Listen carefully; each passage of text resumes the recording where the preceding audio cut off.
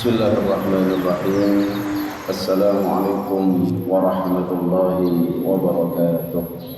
Innal hamdalillah nahmaduhu wa nasta'inuhu wa nastaghfiruh wa na'udzu billahi min shururi anfusina wa min sayyiati a'malina. Man yahdihillahu fala mudilla lahu wa man yudlilhu fala hadiya lahu.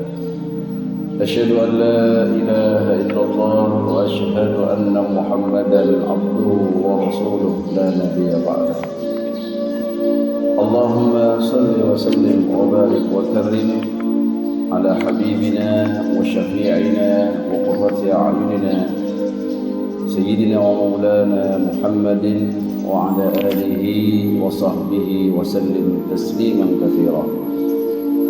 أما بعد، نويت التعلم والتعليم والإفادة والاستفادة والنفع والانتفاع لله تعالى.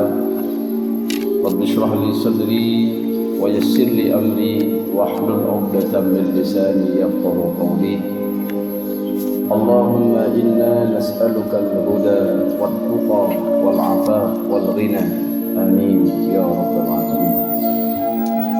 Ikhwatul iman jemaah sekalian, alhamdulillah, mari kita senantiasa bersyukur kepada Allah Subhanahu wa taala atas segala nikmat yang telah Allah berikan terhadap kita, terkhusus nikmat iman, nikmat Islam, dan nikmat kesehatan beserta umur panjang, sehingga pada pagi hari ini di pertengahan bulan Sya'ban ini kita kembali dipertemukan oleh Allah dalam keadaan sehat walafiat di majlis ilmu, di tempat yang paling Allah cintai, yaitu ahabbul buq'ah indallahi masajiduha, tempat di muka bumi yang paling Allah cintai adalah masjid, yaitu tempat kita bersujud, beribadah, mengabdi kepada Allah Subhanahu wa taala. Kita berharap semoga Allah sempurnakan nikmat-Nya kepada kita untuk bisa dipertemukan dengan bulan Ramadan yang sebentar lagi kita akan memasukinya bersama dan akan melaksanakan ibadah, salah satu rukun dari rukun Islam kita, yaitu Siyamu Ramadan, berpuasa wajib di bulan Ramadan. Ikhwatul iman jemaah sekalian, penting untuk kita lakukan terus muhasabah dan mengingat akan pentingnya ibadah puasa ini sesuai dengan keilmuan dan juga tuntunan dari Allah dan Rasul-Nya. Kenapa demikian? Karena ibadah puasa menjadi ibadah yang spesial di hadapan Allah Subhanahu wa taala. Bahkan dari sisi hitungan pahalanya pun Allah tidak menetapkan secara khusus, tetapi dipasrahkan kepada kebijakannya masing-masing. Berbeda dengan ibadah-ibadah yang lain, di mana dalam hadis qudsinya Allah Subhanahu wa taala menyampaikan dalam firman-Nya, kullu hasanatin bi asyri amsalha ila 700 dhi'afin. Setiap kebaikan-kebaikan amal soleh yang dilakukan oleh hamba-hamba Allah itu dilipat gandakan oleh Allah pahalanya dalam rentang 10 kali lipat sampai 700 kali lipat. Kecuali apa? Illa syiyam, kecuali ibadah puasa. Fahuwali, maka ibadah puasanya seorang hamba Allah itu pastikan hanya untukku, yaitu untuk Allah. Wa ana ajzi bihi, dan aku yang akan membalasnya kelak. Sehingga kebahagiaan yang dimiliki orang-orang yang berpuasa itu adalah kebahagiaan yang diukur dari sejauh mana menjalani makna puasa itu sendiri. Sehingga di antara kita sama-sama berpuasa tapi kualitasnya di hadapan Allah Subhanahu wa taala berbeda-beda sesuai dengan tingkat ketakwaan dan keimanannya kepada Allah. Ikhwatul iman jemaah sekalian, kenapa hal ini perlu ditekankan di awal? Karena sejauh mana kita menundukkan diri kita dalam syariat Allah, yaitu dalam urusan puasa khususnya, tidak akan berarti jikalau tidak dilandasi dengan keilmuan dan keimanan. Karena di luar sana, di agama Islam ada puasa, di luar agama Islam pun ada syariat puasa. Panjenengan kalau mau studi komparasi, belajar dari orang-orang yang beragama lain, tanya kepada mereka, apakah kamu dalam syariat agamamu itu ada puasa? Ya. Panjenengan akan mendapatkan di agama Nasrani misalnya, di agama Kristen khususnya yang Katolik, coba tanyakan. Ternyata saya pernah bertanya dan dapat jawaban, khususnya pernah juga bertanya dari mahasiswa yang beda agama. Iya, dalam agama kami ada kewajiban ritual puasa, bahkan mereka 40 hari. Kalau kita kan hanya 30 hari atau 29 hari. Maka kalau kita sama-sama berpuasa, namun kualitasnya sama-sama saja, ini sesuatu yang rugi. Maka ikhwatul iman jamaah sekalian, penting kita mengulang-ulang dan terus belajar yang berkaitan dengan ibadah puasa, agar semakin hari kita berpuasa itu semakin merasakan nikmatnya puasa, lalu mendapatkan hikmah-hikmah di balik puasa.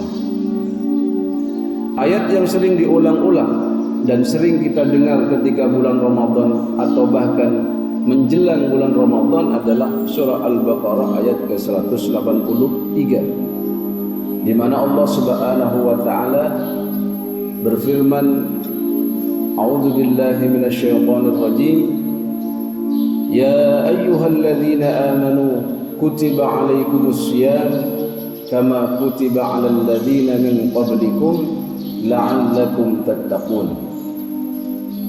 Yang artinya, wahai orang-orang yang beriman, telah diwajibkan, difardukan kepada kalian berpuasa di bulan Ramadan sebagaimana diwajibkan kepada orang-orang sebelum kalian, yaitu umat-umat sebelum kalian.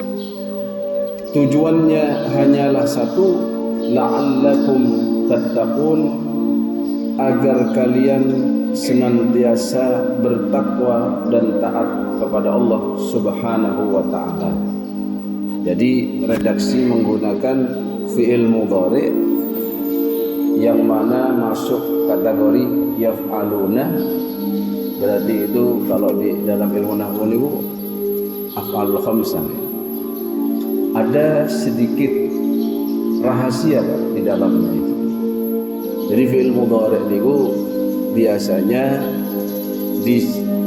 disematkan pada waktu yang sedang berlangsung dan akan berlangsung. Ketika kita ini berpuasa, berarti harapannya adalah dengan puasa itu kita bertakwa, dan di kemudian akan datang itu istiqomah senantiasa dalam ketakwaan. Kalau kita tadabburi ibadah-ibadah mahdhah yang mana kita lakukan dalam setiap harian kita, misalkan kita sholat niku panjenengan pol-polan paling kuat 1 jam. Itu pun kalau tarawih imamnya 1 rakaat baca selembar langsung di warning, saat jangan panjang-panjang niku sepuh-sepuhan ini. Atau baca Quran, orang paling kuat baca Quran niku pol-polan itu 2 jam, itu luar biasa. Jarang bisa sampai 10 jam, 12 jam non-stop, tidak berhenti. Maka kalau dibandingkan dengan ibadah mahdhah yang lain, puasa ini paling maksimal kita beribadah. Kenapa demikian? Karena ketika kita menjalankan ibadah puasa sesuai dengan definisi syariatnya, yaitu al-imsaku 'anil jami'il muftirat. Orang yang berpuasa itu menahan diri dari hal-hal yang membatalkan puasa secara syariat. Min tulu'il fajr, dari terbitnya fajar as-shadiq yaitu di waktu subuh, ila ghurubis syamsi, sampai nanti terbenamnya matahari di waktu maghrib, biniyatin makhsusatin, dengan niat yang khusus, pastinya lillahi ta'ala, hanya karena Allah ta'ala. Niku kalau panjenengan puasanya dari 4:30 misalnya, kalau subuh niku jam 4, kemudian nanti berbukanya sampai jam 6, berarti sudah berapa jam? 4, 5, 6, 7, 8, 9, 10, 11, 12, 1, 2, 3, 4, 5, 6, 14 jam. Jadi 14 jam kita dalam mode ibadah. Itu sulit ditandingi dengan model ibadah lain. Hanya saja kualitas selama 14 jam itu apa yang dilakukan, itu yang banyak mempengaruhi terhadap kualitas puasa individu satu dengan yang lain. Misalkan yang lain itu menggunakan setelah subuh tidur saja sampai jam 10 nih. Berapa itu? 2, 3, 4, 5, 6 jam itu. Kemudian lanjut nanti aktivitas, habis tidur lagi. Ya berarti kebanyakan tidur saja di dalam puasanya itu. Walaupun kata orang, bagus itu. Orang tidur itu minimal tidak maksiat sama Allah. Orang tidur itu tidak rasan-rasan orang. Orang tidur itu setidaknya ya dia hanya sibuk dengan dirinya sendiri, tidak mengoreksi orang lain. Ya. Itu kalau dilihat dari kacamata mendang-mending. Tapi kalau kita mau lihat dari sisi yang maksimal, ibadah puasa niku jangan sampai membuat kita itu down atau kalah sebelum berperang. Kadang orang begini, waduh ini nanti bulan puasa tidak bisa maksimal, kerja tidak maksimal, begini tidak maksimal, lalu ujian juga tidak maksimal, menganggap puasa itu beban, sehingga kehadiran Ramadan membuat dia itu trauma gitu. Misalkan yang ibu-ibu, waduh nanti puasa ini saya harus bangun jam 2 ini, masakin sahur ini dan itu. Biasanya kalau tidak puasa saya bangunnya jam 3, jam setengah 4 bisa. Akhirnya sebelum masuk Ramadan pun sudah beban. Padahal nilai ketakwaan itu di Ramadan ini harusnya meningkat.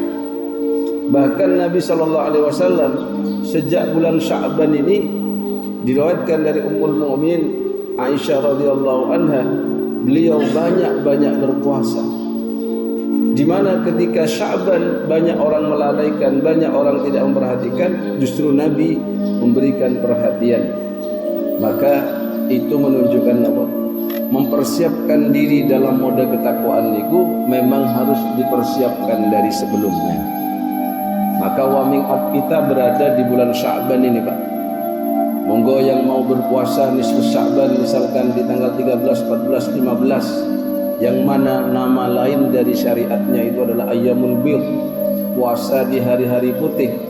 Itu juga dijadikan sebagai pemanasan kita menuju ketakwaan di bulan Ramadan dengan ibadah puasa kita. Ikhwatul iman jamaah sekalian, kemudian kalau kita ingin mencapai ketakwaan dalam ibadah puasa dengan maksimal, itu memang harus dilandasi dengan niat yang tulus. Nulusnya itu lillahi ta'ala, dan walaupun niatnya sudah diucapkan lillahi ta'ala, kemudian hatinya sudah mengatakan lillahi ta'ala, harus selaras dengan sesuai tidak dengan syariat yang sudah Allah dan Rasulnya contohkan. Kenapa saya katakan demikian, Pak? Karena ada dalam ritual-ritual ilmu tertentu termasuk yang berbau ilmu-ilmu hitam itu ritualnya nggih puasa. Cuman puasanya itu secara syariat sudah melanggar. Contoh, Nabi SAW melarang umatnya ini berpuasa dengan cara puasa wisol. Puasa wisol itu menyambung sehari, 2 hari ataupun 3 hari tanpa berbuka. Misalkan dia berpuasa di luar Ramadan atau di Ramadan misalkan, lalu tidak memberikan peluang untuk berbuka, alias puasanya langsung 2 hari 3 hari, hanya bermodalkan logika. Kalau puasa sehari saja pahalanya besar, apalagi kalau ditambah 2 hari 3 hari sampai lemes-lemes. Ini pengorbanan yang sangat luar biasa. Ini kan kayak bagus Pak, tapi tersesat. Kenapa demikian? Karena Allah Subhanahu wa Ta'ala tidak menginginkan hal itu terjadi, yaitu membuat kita ini lemah, membuat kita ini rekoso, kata orang Jawa. Kata orang Madura itu pakewo, istilahnya itu terbebani. Tidak ingin Allah seperti itu. Kenapa ikhwatul iman? Allah tegaskan dalam surah Al-Baqarah ayat 185, yuridullahu bikumul yusra wa la yuridu bikumul usra. Allah menginginkan dengan ibadah puasa dan kemudahan-kemudahan yang ada di dalamnya, baik itu bagi yang sedang safar boleh tidak berpuasa lalu mengqadha di hari lain, atau bagi yang mereka itu sedang sakit yang mana itu membuat dia tidak bisa berpuasa, dipersilahkan. Itu semua tujuannya untuk kemudahan bagi kita. Yuridullahu bikumul yusra wa la yuridu bikumul usra. Maka jikalau menyusahkan diri sampai puasa 2 hari 3 hari tidak berbuka itu Pak, walaupun ketika melafalkan niatnya lillahi ta'ala, tapi praktiknya menyalahi syariat, pastikan itu puasanya bukan karena Allah. Bisa karena ingin kebal, bisa ingin punya ilmu tertentu, ilmu pengasih mungkin. Ya silakan. Sampai ada istilah puasa kaki geni misalnya. Puasa yang 3 hari 2 malam, yang semalam akhir tidak tidur, yang seharian tidak boleh terkena matahari, kemudian beberapa waktu tertentu harus berendam di sungai ini begitu. Itu sudah tidak sesuai Pak dengan syariat. Justru melanggar. Satu pelanggarannya, kalau dia ini berpuasa menyambung 2 hari atau lebih, itu sudah haram. Misalkan lagi berendam di air, versinya syariat, khususnya yang sudah dirumuskan oleh para ulama kita dalam mazhab Syafi'i khususnya, hukumnya orang berendam di dalam air ketika berpuasa niku makruh. Kenapa kok makruh? Karena bisa mengakibatkan batalnya puasa. Misalkan kalau dia buang angin di dalam air ketika berendam, buang angin, maka masuk angin air itu dari lubang yang dia tidak bisa menolaknya, maka batal puasanya. Maka sesuatu yang makruh niku, kalau dalam versi ilmu hitam, sesuatu yang haram itu justru ditempuh. Sehingga kalau panjenengan ketemu orang berritual sihir, melakukan hal-hal yang seharusnya seorang muslim memuliakan Al-Quran, kemudian dia menghinakan Al-Quran, yaitu ritualnya orang-orang yang menjadi wali syaitan, walinya para syaitan. Sedangkan kita orang beriman ingin menjadi waliullah, ingin menjadi kekasih-kekasihnya Allah, di mana dengan keimanan kita, lalu dengan ibadah-ibadah yang kita lakukan, nah itulah tujuan kita. Jadi waliullah itu tidak harus punya karomah, tidak harus panjenengan itu punya kejadian luar biasa. Panjenengan sudah istiqomah dengan keimanannya, melaksanakan perintah-perintah Allah, menjauhi larangan-larangannya dengan semaksimal mungkin, itu sudah jurusannya menuju waliullah, menuju kekasihnya Allah Subhanahu wa ta'ala. Ikhwatal iman jamaah sekalian, ayyaman ma'dudat, puasa di bulan Ramadan itu hanyalah hari-hari tertentu. Dari 12 bulan hanya sebulan. Dan syariat puasa disyariatkan oleh Allah Subhanahu wa taala di tahun kedua Hijriah. Dan itu pun Nabi sallallahu alaihi wasallam melaksanakannya 9 kali dalam hidupnya, satu di antaranya menggenapkan dalam sebulan 30 hari dan yang lain 8 kalinya niku Nabi sallallahu alaihi wasallam berpuasa 29 hari. Kalau bahasa fikihnya niku an-nawaqis, yaitu nawaqis niku 29 hari. Kalau dia itu menggenapkan fakamil 30 hari. Kita silahkan kalau mau mengikuti ijtihad dari pemerintah monggo, mau dari ormas tertentu ke monggo, sing penting panjenengan harus yakin tidak boleh main-main. Maksudnya gimana? Dilihat, oh mulainya lebih dulu mana ya? Saya mau mulai lebih akhir, mau lebih selesai lebih awal. Ini sing tak beres. Ikut sing enak ya. Jadi misalkan 29 bisa 28 ya, kortingannya bagus ya. Ya jangan begitu, harus konsisten. Okay. Harus konsistennya apa? Kalau panjenengan awalnya ikut ini, ya akhirnya ikut ini. Gitu. Sama lah kalau dalam syariat wudhu misalkan. Kalau tata cara wudhunya ikut madhab ini, hasil ijtihad imam ini, ya cara batal-batalnya ya harus ikut, komitmen gitu. Kenapa? Karena para imam itu memang dasarnya sama dari Al-Quran, dasarnya sama dari sunnah atau hadis-hadis yang sahih. Namun terkadang mereka memahaminya ikut versi ini, memahaminya ikut versi ini. Dalam artian Nabi bisa jadi pernah melakukan dua-duanya gitu. Maka jangan dicampur aduk, harus konsisten gitu. Baik, ikhwatul iman jemaah sekalian. Kemudian agar kita ini dalam puasa ini semakin menikmati ibadah puasa ini dengan benar-benar nikmat, maka harus ada Pak, orientasi baik itu orientasi sosial, orientasi psikologis, orientasi yang lain. Kalau orientasi utamanya pasti nggih, la'allakum tattaqun, agar kalian bertakwa, agar kalian ini bisa menjadi hamba-hamba Allah yang mengabdi kepada Allah. Ikut perintah Allah, ini boleh kita bolehkan, ini tidak boleh juga kita tidak bolehkan. Oh ini halal, ini haram. Innal halala bayyin, sesungguhnya yang halal sudah jelas. Wa innal harama bayyin, dan sesungguhnya yang haram sudah jelas. Namun ikhwatul iman jangan lupa bahwasannya setiap ibadah yang Allah syariatkan itu punya dampak-dampak positif dalam segala apa yang kita lakukan sebagai manusia. Dampak itu harus kita rasakan.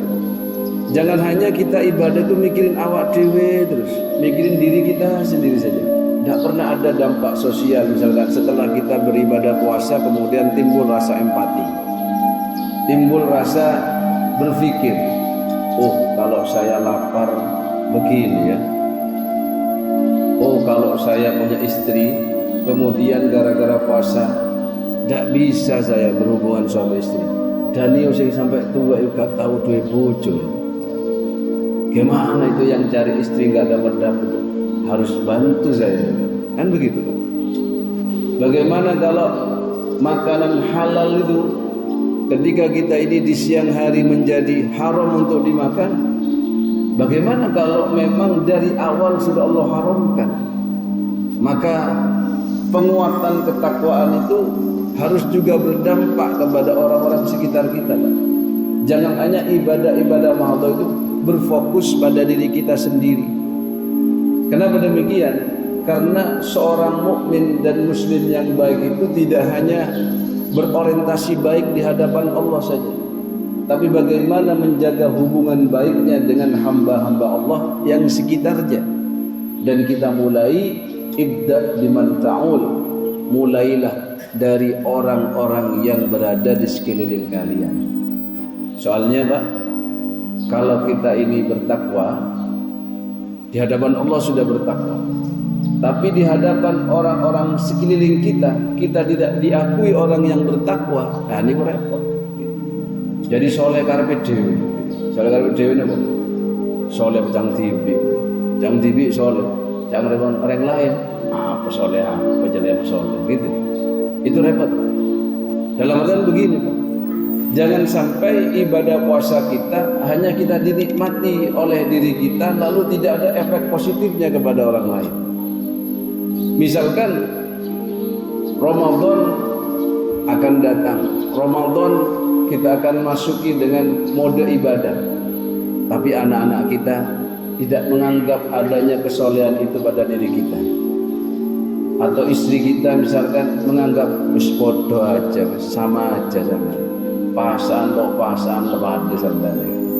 Ini bahaya ya. Kalau Jawa podo ae, poso ndak poso wis ngono iku kelakuan. Salat ndak salat wis ngono iku kelakuan. Padahal harusnya ada perbedaan.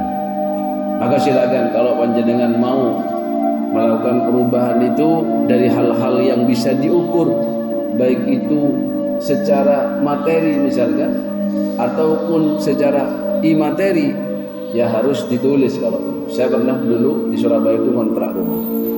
Awal-awal saya di Surabaya saya kontrak, kemudian saya nemu catatan di rumah itu, anak yang saya kontrak niku salah satu dosen di kampus saya ngajar dan beliau sedang tugas belajar ke Jerman. Saya baca, Masya Allah, di situ langkah kiat Ramadan ditulis, Pak. Setiap hari harus ini ada juga program sedekah, ditulis semua.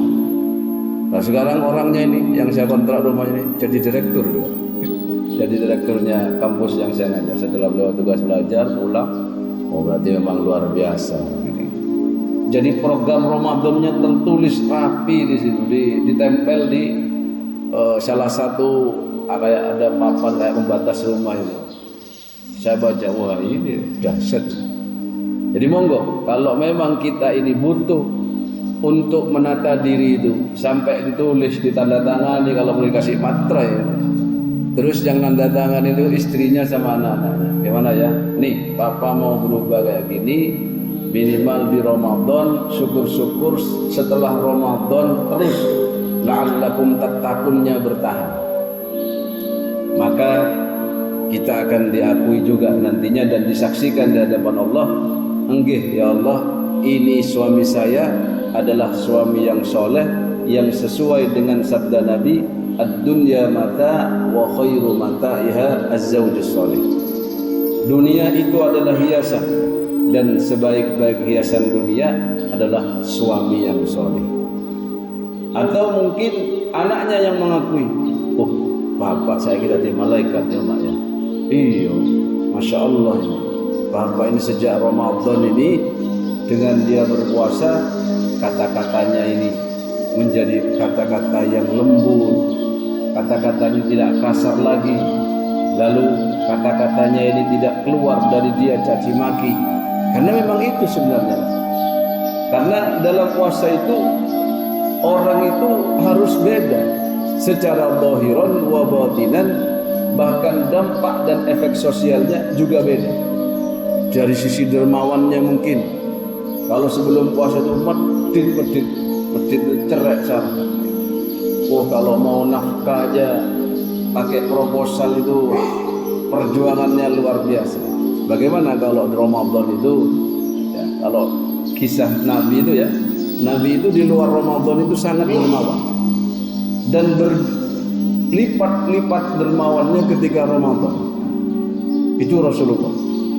Bagaimana kalau kita ingin mencontohnya? Setidaknya kita awali dengan Ramadan ini dan pemanasannya dari bulan Sya'ban. Ikhwatul iman jemaah sekalian, Allah Subhanahu wa taala memberikan motivasi sangat banyak sekali. Baik itu dari hadis qudsi, baik itu dari firman-firmannya dalam Al-Qur'an, atau juga langsung dari baginda Nabi besar Muhammad sallallahu alaihi wasallam, bahwasannya lis-shaimi farhatan, bagi orang yang berpuasa itu ada dua kebahagiaan. Yang pertama adalah idza aftara fariha. Ketika dia berbuka puasa, dia akan merasakan kebahagiaan. Apalagi dia bisa memberi buka puasa kepada orang yang membutuhkan.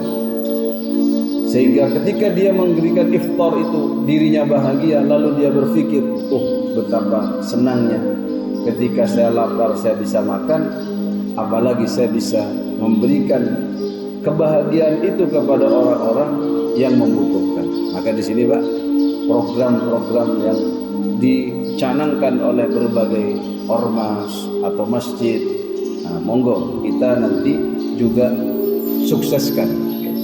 Entah kita menjadi donaturnya, entah kita menjadi panitianya, atau kita menjadi orang yang memiliki sumbangsih yang nyata dalam hal tersebut. Kemudian yang paling kita harapkan diantaranya setelah kita bahagia dengan puasa kita di dunia, wa idza laqiyallaha fariha bisawmih. Ketika kelak bertemu dengan Allah, pahalanya itu langsung Allah berikan. Ini loh pahala puasamu. Yang dulu kamu capek-capek tidak makan, tidak minum, menjauhi hubungan suami istrimu, lalu kamu menjaga matamu untuk tidak melihat pada yang haram, tidak mendengar pada yang haram, mulutmu juga dijaga untuk tidak berkata-kata yang haram, maka Allah berikan pahalanya langsung, hitung-hitungannya ada pada Allah Subhanahu wa ta'ala. Maka ini menjadi kebahagiaan tersendiri, karena bagi seorang mukmin ada keyakinan dalam akidahnya bahwasanya kelak kita akan langsung berhadapan dengan Allah, bertemu di surganya, bahkan bisa melihat kepada zatnya yang mulia dengan mata kita sendiri. Dan itu katanya kenikmatan yang tiada tara bagi para penduduk penghuni surga. Ini yang kita harapkan. Kemudian kota limannya mas sekalian, puasa itu harus bisa menjadi perisai, di mana Nabi SAW pernah menyampaikan hal tersebut dalam sabdanya, as-siyamu junnah, puasa itu adalah perisai, wa hisnun hasinun minan nar, dan cara kita menghindar dari neraka, melindungi diri kita dari neraka, salah satunya dengan puasa ini. Maka setiap puasa kita haruslah berorientasi kepada hal-hal yang membuat kita selamat dari nerakanya Allah. Jadi Pak, kalau dalam urusan dunia itu simpel kan? Dua hal kalau kita ini ingin selamat. Lakukan hal-hal yang berguna untuk duniamu dan akhirat. Kalau bahasa simpelnya nih, wis jong, mon tidak menghasilkan apa-apa, cek lakone. Kalau dalam urusan dunia, kalau menghasilkan pahala, laksanakan. Berarti kalau ingin jadi orang beruntung nih, kalau dalam perkara dunia menghasilkan sesuatu yang positif, lebih spesifiknya, kalau dilaksanakan oleh besar, lakonin. Yang kedua, kalau itu dapat pahala, laksanakan juga. Jadi dunia dan akhiratnya dapat. Itu lebih spesifik. Kalau kita ikhwatul iman kaitkan dengan ibadah puasa kita, pastinya karena sifat dari ibadah puasa ini adalah imateri. Imateri ini tidak bisa diraba dengan panca indera secara nyata. Beda nih kalau sholat ada gerakannya, kemudian haji juga begitu, ada rukunnya melempar. Kalau wajib hajinya ada melempar jumroh, ada rukunnya tawaf, sa'i, itu zahirnya terasa betul. Atau zakat langsung terasa dalam urusan kita mengeluarkan harta yang kita miliki. Kalau puasa ini mainnya mirip dengan ketika kita bersyahadat. Mainannya itu hanya kita yang merasakan zauknya itu. Sehingga katanya orang yang berpuasa kemudian bisa menghasilkan muraqabah dari Allah Subhanahu wa ta'ala, lalu dia terapkan dalam setiap hidupnya. Berarti ketika dia ini bermuamalah, maka dia selalu merasa saya sedang diawasi oleh Allah. Misalkan dia adalah pedagang, pedagangnya menjadi pedagang yang jujur. Misal apalagi pedagang mobil sekarang ini, kalau tidak benar-benar jujur, mudah sekali orang ini menipu orang. Saya berapa kali kena tipu, beli mobil ditipu. Ya karena kita udah menganggap ini orang sudah amanah ini. Oh ini programnya saja anti riba. Kalau pembukaan jualannya itu, alhamdulillah pakai sholawat, salam, waduh mantap pokoknya. Kayak orang ahli takwa gitu lah. Ya kadang ya ujung-ujungnya mobilnya bosok gitu. Ya kita ketipu gitu. Itu dohirnya itu gak menjamin loh batin itu.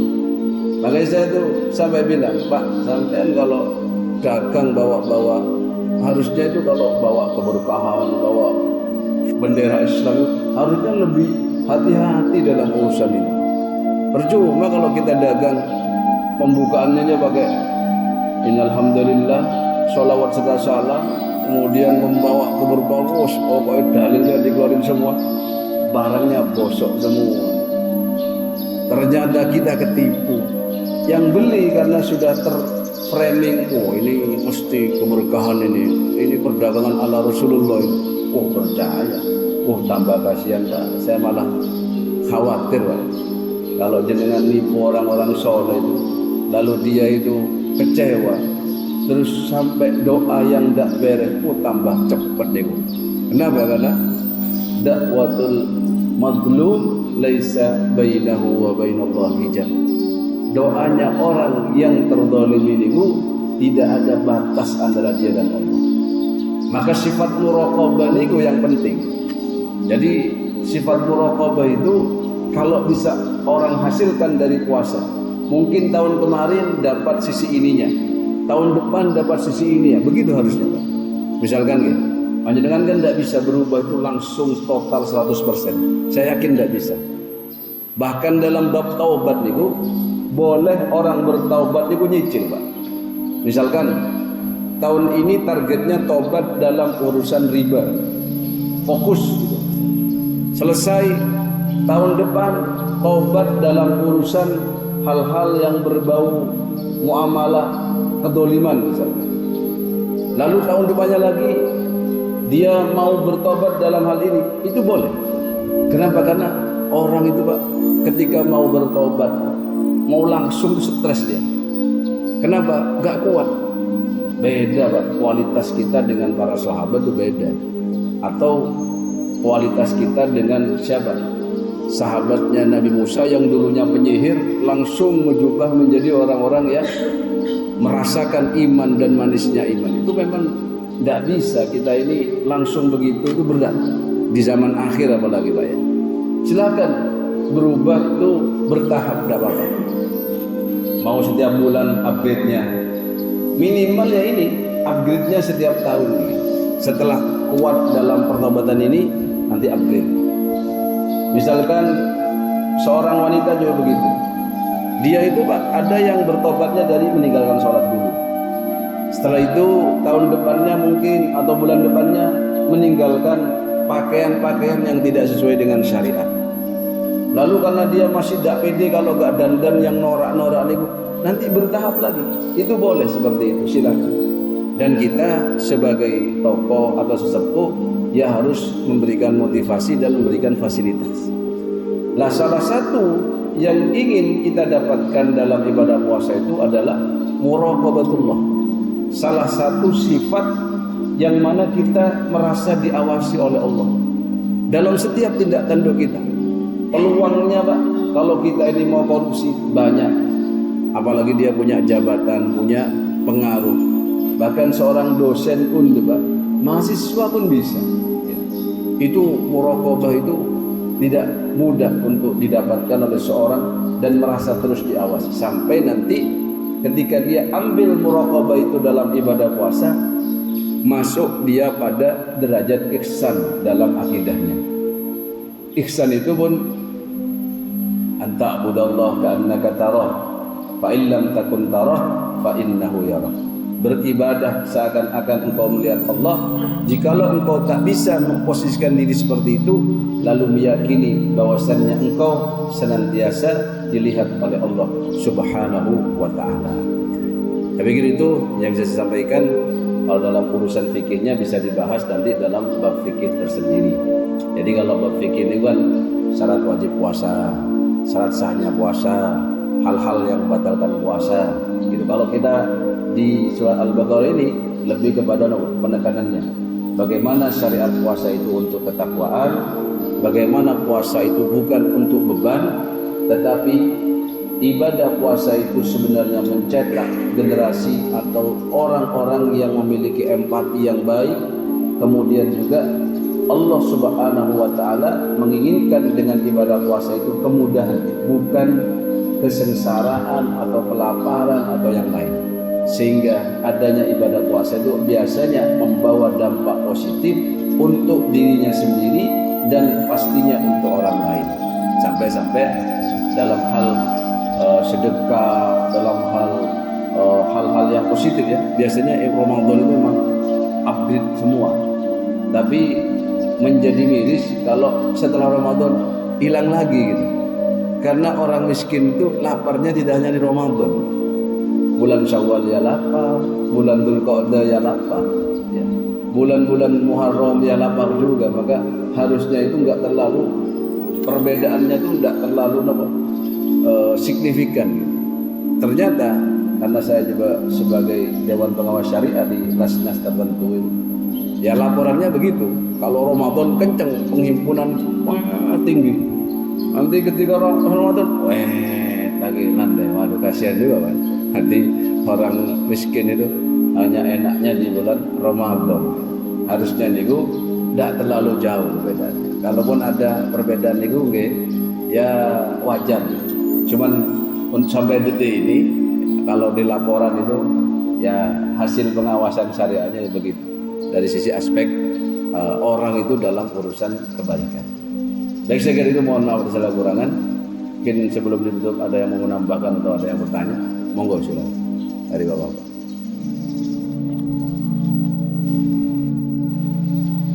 Sambil alhamdulillah, semoga Allah mudahkan segala urusan kita, termasuk kualitas puasa kita tahun depan ini, tahun ini lebih baik dari tahun kemarin.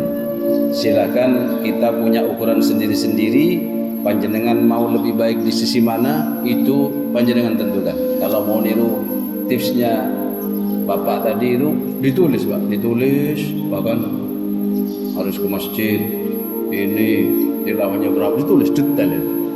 Saya aja nggak sampai begitu ya. Makanya orangnya bagus itu hasilnya. Maka kita ikhwatal iman belajar positif itu dari siapapun, baik itu dari anak kita, dari saudara kita, dari tetangga kita. Selama itu berkesesuaian dengan syariat Islam, maka kita jadikan itu sebagai motivasi atau menuju kebaikan kita. Mohon maaf atas segala kekurangan. Terima kasih atas segala perhatiannya.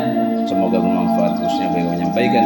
Subhanakallahumma wa bihamdika asyhadu an la ilaha illa anta nastaghfiruka wa natubu ilaik. Assalamualaikum warahmatullahi wabarakatuh.